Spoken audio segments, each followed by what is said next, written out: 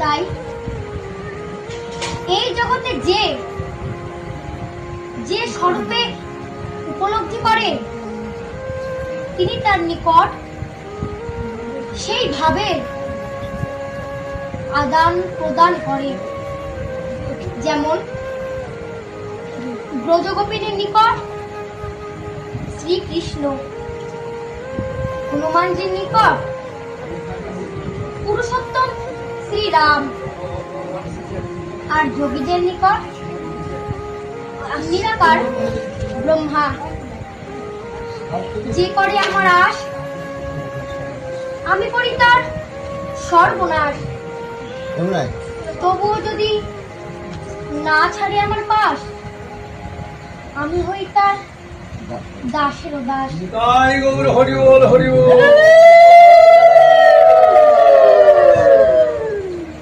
আচ্ছা তুমি কোথায়?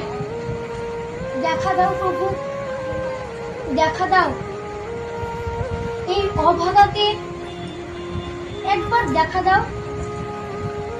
যদি তোমায় মন্দিরে না দেখিতে পাই, কোথায় গেলে পাবো প্রভু?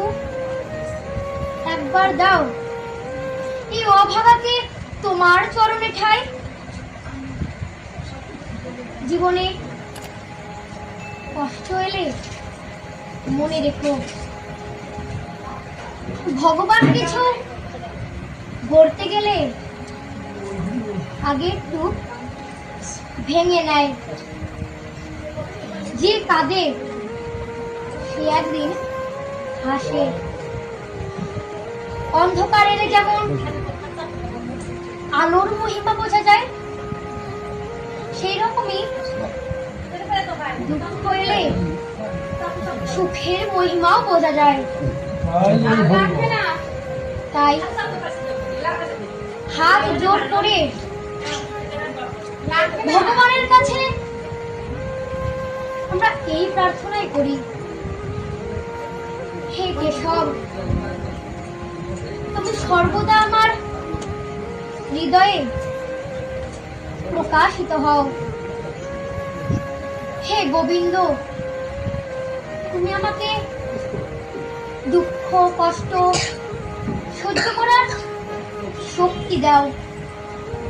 হে মধুসূদন, আমাকে পাপ বাসনা থেকে মুক্ত করো।